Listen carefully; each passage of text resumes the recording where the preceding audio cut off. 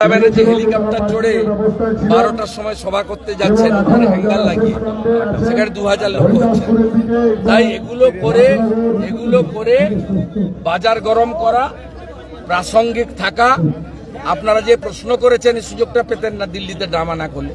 Delhi police আজকে prison ভ্যানে হিঁচড়ে তুলে নিয়ে গেছে। এদের ভালো করে পালিশ করা উচিত।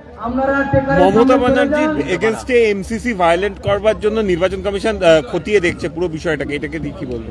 একদম সেন্সার করা উচিত।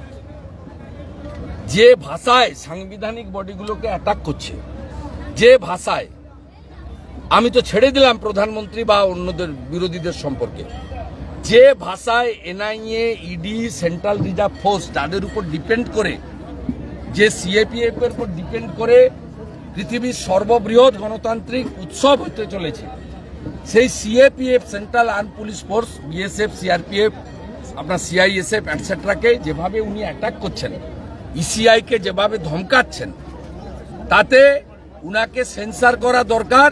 এবং উনি ভোটের সময় বাড়িতে থাকুন, উনার মুখটা বন্ধ থাকুন, এটা আমরা চাই। আর বিশেষ করে রামনবমীর আগে উনার মুখটা বন্ধ থাকা খুব জরুরি। কোন অন্য ধর্মের সম্প্রদায়ের, কোন মুসলিম, শিখ, খ্রিস্টান, পার্সি, জৈন, তারা কেউ বলছে না। রামনবমী নিয়ে উনারই অসুবিধা। গতবারে উনি একইভাবে ডালখোলা, শিবপুর এবং রিসরাতে দাঙ্গা উনি লাগিয়েছেন। এবারেও তিনি পোলারাইজেশন রাজনীতি করার জন্য এই জিনিস করছেন। আমাদের সভাগুলোতে প্রচুর মাইনরিটি আসছে, এখানে 100-র বেশি মাইনরিটি আমাদের সঙ্গে আজকে সভাতে এসেছে।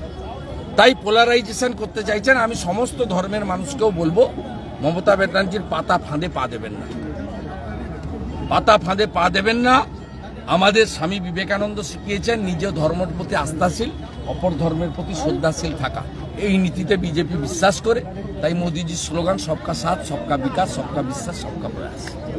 ঠিক আছে, থ্যাংক ইউ।